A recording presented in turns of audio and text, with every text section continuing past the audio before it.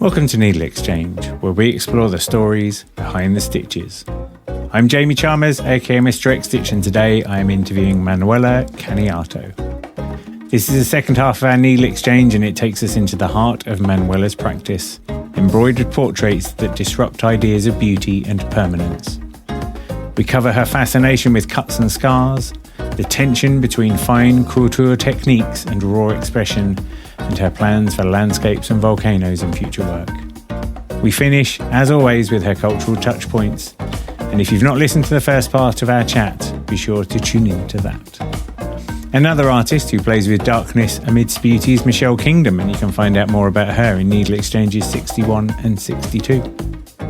If you enjoy this episode, make sure to subscribe so you don't miss the next conversation, or mix it, either way, and I'll be back with another fantastic needlework artist. So until then, enjoy the show.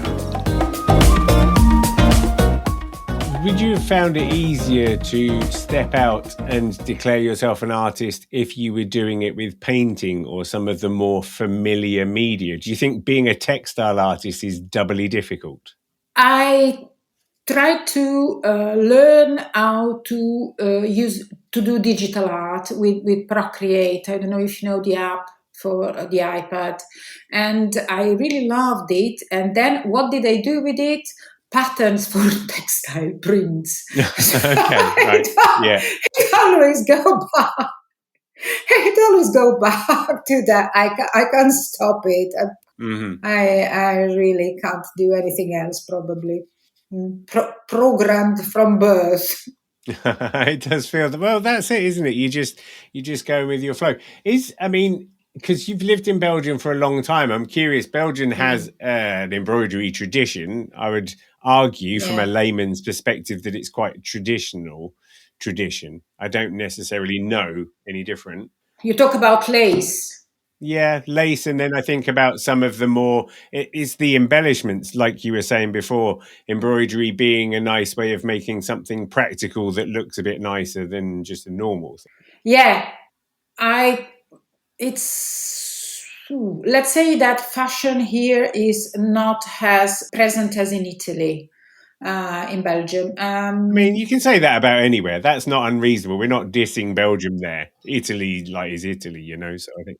Yeah, exactly. So on the other hand, there's a different approach in Italy. So in Italy, if you want to do, for instance, embroidery, you get immediately attracted by a system in place of school for high fashion, etc. Whilst here, I could enroll in a textile in an academy of arts in general when there is a course of textile art, which I don't think in Italy exists. No, in Italy there are fashion schools or embroidery schools like Royal School of Needlework, very high standard professionals for them, Yeah. Whilst here the art academy where I enrolled is for everyone. Everyone wants to be creative. Okay, so there are different sections: drawing, sculpture, and textile art. And there was also lace. But now the teacher stopped teaching because she went to pension, and they couldn't find anyone else to teach it anymore. So it's gone. This art has expired. It was very much connected to old women and also in religious organizations, etc. But now it's over. I think that's quite commonplace, isn't it? It is one of those craft forms that, because it doesn't have a lot of utility, and when you do need some lace, a machine can bang it out as quick as you like for tuppence for next to no money. Course. Then it's very much a victim. Yeah, and it's incredibly expensive and time consuming, and it has no use. Why? It's just decoration. Have you tried making lace? I have. I quite enjoyed it. I think it's quite nice. It's very meditative. I like it both with crochet and with the needle. I like it. I even thought about going to the school in Burano. I don't know, in Venice. Do you know it? There's still, but it's incredibly traditional. And here as well, there's another one in Bruges, also traditional, super traditional. So they had a big revolution. Yeah. Well, this is the thing, isn't it? Yeah. So in Bruges, they had a little revolution recently. They use colors. Can you imagine colors? It's just like some magic, isn't it? All of a sudden they've gone, wait, we could do this in another color, and amazing. Yeah. Yeah. There's a couple of artists. There's a guy called Pierre Fouché, who's a South African bobbin lace artist who did a lot of work to do with homosexual porn stars and big images that were not graphic, but definitely quite impactful using that technique. See. And I think that sort of thing is really satisfying. Yeah. So, I mean, it could be because you are now on a trajectory of being a bit weird in a good way, then maybe you could be a bit weird with some lace somewhere down the line as well. That might be a good... Thank you for the suggestion. Yeah, so you've done quite a few portraits now, haven't you? Yes, I have. I am... my purpose is to get enough of them to organize an exhibition here in Leuven. So I think I have enough now, and I'm trying to see, but I think it will take place in end of February, beginning of March. Okay. Have you got any other ideas creeping in? Because it feels like the principle that you're applying can be applied in many different directions. Yes, I do, and it's still growing in my head. I already tried a couple of still lifes and a couple of landscapes, because also, well, landscapes are really damaged by now, but I still don't have in my eyes the image I want to get to, so it's still growing there somewhere. Landscapes inspire me more than still lives. Still lives is less my thing. Yeah, no, I can see it, because with still life, like, I don't know, a bowl of fruit that is moldy, that's kind of been done, hasn't it? Those sorts of things have been done. There's an artist who does, I can't remember her name, but who does massive fruit with all kinds of beautiful mold, all of them, those sorts of things. So actually, the destruction of landscape is a more compelling subject matter, isn't it? Yeah, so I tried, and but still have to think of exactly what I want. I also have in mind a volcano, with lava and this explosion and then the lava. But again, I'm still in a phase of dreaming of it. That's excellent. No, it's been, like I said at the start, when you're judging prizes, it's interesting because you see a lot of beautiful work, and you've got to admire people who are willing to put themselves out there. But for me, it really pushes my buttons when someone does go a bit weird, because it's that pattern interrupt. It's the thing that I really like, because life is beautiful, but sometimes you need the ugliness so that you can appreciate the beauty. And so when someone, work like yours comes along, it will just push people's buttons, and it will just stop and make them think. And I think that's just a great thing to be able to do. Thank you. Such a compliment. Thank you. Too good. Right. Let's go into some tricky questions. Now, because we've covered the history of fashion and we've covered beauty and decay, all the easy stuff now, let's talk about music. Can we talk about music? Yes. I'm interested because you're from Italy, but you live in Belgium, so I couldn't really put a pin on what your favourite album might be. So please enlighten me. Yes. My favourite album is compilation of songs by Caetano Veloso and Gilberto Gil, who are now approaching their 90s, more than 80 years old, both of them. And they are maybe my favorite musicians ever. And so they did recently this album of 50 years of music together. And from a very young age, I met one of my best friends who's Brazilian, and he introduced me to Brazilian music. And I was very young. So we were at school, and Police and Sting were the big thing, which I adored, of course, like everyone else. But at the same time, I got to know Brazilian music, and since then has been the soundtrack of my life. And in of course, it's not Italian music, and so I can't say in Italy is as popular as Italian music. It's not, or general pop, but it's very popular in Italy, Brazilian music in general. So a lot of famous artists of the 80s was they started very early. They started in the 60s, but they went on singing Brazilian songs also in Italian. The same thing happened in France. So it must be, I don't know, the sound is probably closer to the Italian tradition than pop. I don't know. Anyway, I don't know why, but very popular, very beloved, and I also love them. I don't know if you like Brazilian music. Do you like Brazilian music? I do. I think there's some little overlap, isn't there, between like that kind of jazz and maybe like the bossa nova kind of Italian style of music somewhere. That sort of 60s, 70s blend.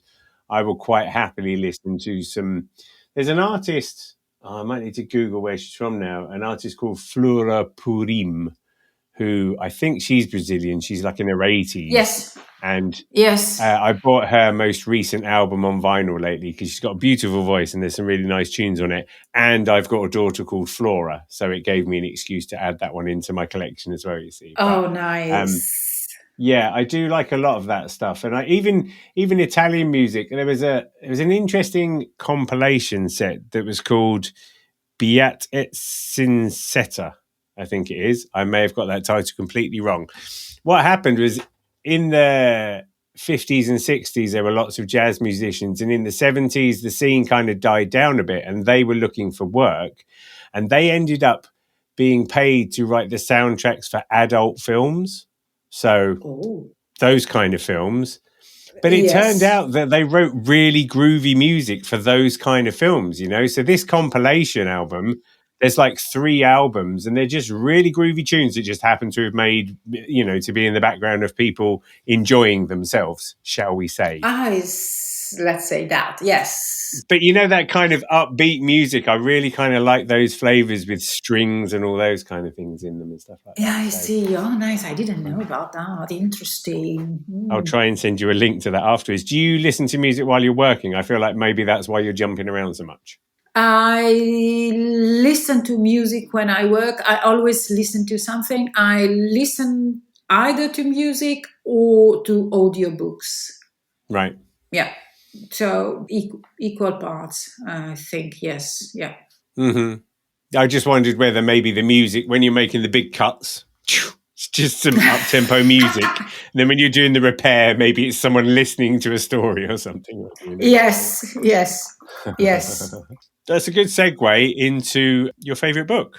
My favorite book is Cutting for Stone by Verghese. Is a book about twins. It's a very complicated story of medicine. Basically, these are 2 doctors, and their father was also a doctor. Then the mother was a nurse.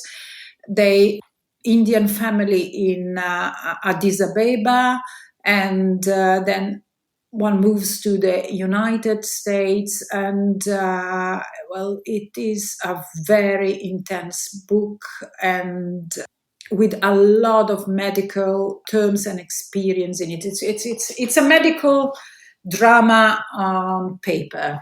Okay. Do you read a lot? I feel like you probably do read a lot. I am an obsessive reader. I read every day I've read every day of my life, and it's quite long, so I've read a lot. That's cool. I'm still I read, I don't know. It used to be I always read business books and I read graphic novels, but now I'm particularly having conversations with people like yourself. I try and like take note of the books that people recommend. A lot of the time to buy my wife as Christmas presents, I'll be honest, but still trying to read the classics. I just bought Catcher in the Rye, which I've never read, which is supposed to be a classic. So people say that will be a good one. So I'm going to dive into that. It's a good one and it's short.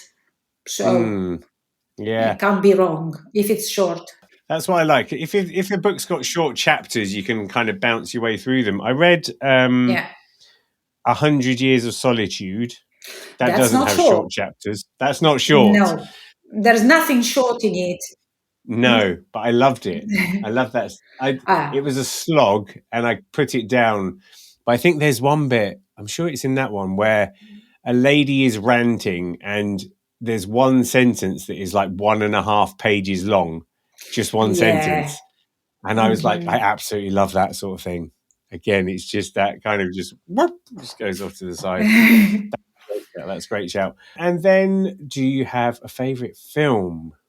That was probably the most difficult question because I have many favorite films, but okay, I had to choose one, and so I chose The Life Aquatic with Steve Zissou and by Wes Anderson, and it's a very light film. Well, as always with Wes Anderson, very nice to look at. But so full of colors. It's amazing, and also kind of silly, silly. I like the silliness, stupidity of it. No, I can see it tunes in with your work, isn't it? You know, your work has that silliness, even if there's quite dramatic, like irreverence, perhaps. But what a nice, elegant word. I thought silly, but irreverence is very refined. We'll write that one down. That's good. Go on. By the sounds of it, then there were quite a few contenders. What other films spring to mind that you found? I read again Edith Wharton, recently, The Age of Innocence, and I watched the film again, The Age of Innocence, and I also like that a lot with the costumes. I mean, the costumes are impressive. Really like that. Classic tale, classic film. Everything is classic about it, and but yeah, visually very rich and inspiring. Also, I've seen recently again Apocalypse Now. Also another feast for the eyes, but in a dark way. And Heart of Darkness by Joseph Conrad used to be one of my favorite novels when I was young. And the filmic version was one of my favorite films. And also science fiction, I like it a lot, though it has recently a bit the tendency of becoming this American war feeling that is not really amazing. I like Dunes. Yeah. What about The Fifth Element? That feels like that would be a film that would suit you. Which one is that? The Fifth Element. I feel like it's a Luc Besson film. It's got Bruce Willis in it and Mila Jovovich, and Jean-Paul Gaultier did the costumes. Yes. It says something. I really have to concentrate to remember it visually. Yeah, okay, I'll watch it again. Yeah, I feel like it's one of those. That is probably one of the few films where if it happens to be on, I'll probably find myself watching it all the way through, because the story's kind of cool about love being the fifth element, spoilers, but because of the art direction and because of the costumes and the style of it all, you know, it is in the same way as that I feel like the sartorial elements of a film are quite important for you. Yes, they are. They are very important, I must say. I looked at it with really from close by. How did they do that? How was it made? Bring back full circle, it's been quite nice to talk to students at the Royal School of Needlework and help them understand that if they play the cards right, then their work can be featured. I did a podcast recently with Hattie McGill, who's done a lot of work in the movies now with like detailed embroidery and stuff. And it's nice, 10 years ago, there weren't the same opportunities. And then sort of Game of Thrones comes along and everything gets opened up. Yes. Because people want all these details and stuff. So yes. It's fantastic. Fantastic. It's what do you think about Bridgerton? So I don't mind Bridgerton, right? I don't tend to go for period dramas because I'm a middle-aged man, maybe, and I recognise my own shortcomings. But do you know what? I really like the costumes in Bridgerton. And there's one, I was going to say Bridgerton to you because we watched the most recent series. I kind of dip in and out of it, whereas my wife watches it. And there's a woman who had a dress and the bow on the dress must have been about 8 feet wide or something. But it feels like the budget and the costumes and that, they were just going and having a good laugh with it because they just could. They were really confident about it. I absolutely love that. Yeah. They're full of humor. Like it. I don't particularly follow the rest, but the costumes are really special. Yeah. I'm with you on that one completely. Right. Is there, now I know that you've already given us a fact that not a lot of people know about you. So I'm going to prod you to see if there's a different one because I feel like you've had a long and varied career. So is there an interesting fact that not a lot of people know about Manuela Caniato? Okay, I already told you that I do not work with a hoop. Yeah. And what about that time you used to be a knife thrower in a circus? Or there'll be something else. You can speak 14 languages or something. Okay, so I wanted to be a prima ballerina at La Scala when I was a child. It's not very exotic, but it's a secret because I am rather tall, almost 1.80 meters. Oh, wow. So my career as a ballerina lasted not so long. I'm not also not so tiny. I mean, I'm rather broad, and so no. You're a woman of substance. So prima ballerina or second ballerina or ballerina whatsoever. No way. Okay. Yeah. I confessed. It's very alluring. Like both of my daughters have gone through ballerina phases, and in some ways, I think they're coming back out. I do know we've got a friend whose daughter's just gone to Rambert School of Dance. Like she's amazing, and she's worked for it. But you do just wonder. You just wonder about the life she's going to have now and how much relaxed fun it's going to be. Do you know what I mean? It's quite the commitment, isn't it? Yes. Well, there are sports women and men, real sport, high level sport. So yes, that type of sacrifice.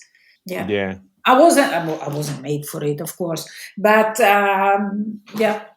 And do your daughter want to become ballerinas? I don't think so. One of them, like my oldest daughter, we're realizing that she's kind of a bit ADHD. And one of the tropes that comes from that, I saw a video recently that said that people with ADHD will often find the most direct route between A and B in their brains without realizing. And how that manifests is Flora walking into doorways a lot. Doorways that have been in our house in the same place all the time. But she does those sorts of things. So she's quite naturally clumsy. And I don't feel like that's a good outcome for a ballerina. So she's at peace with that. But she loves to dance. And the other day she made up a dance to do with K-pop Demon Hunters, a film that you know about if you've got daughters. And it was beautiful. And she's so sincere. So she loves that. But I think we've managed to kind of steer her away from that as a career path. And then with Annie, my younger, she's a bit more kind of street dance. She's a bit more nonchalant. Yes. She could be good at anything if she wants to be because that's the kind of cool girl that she is. So she'd be a bit more street dance, but at the same time, I think she probably wants to get into like becoming a boy racer and just she likes cars sort of somehow. Oh. So she's my little tomboy friend, I think, really. Yeah. I don't know. Yeah, both my grandchildren are into street dance, both of them. Their father is a dancer, is a dance teacher, so they're in that environment. Yeah. They've got good chances then. Whereas, as I've said to many people, the day I became a dad was the day that both my comedy and my dancing style clicked into place, because I was a dad dancer. I just wasn't a dad.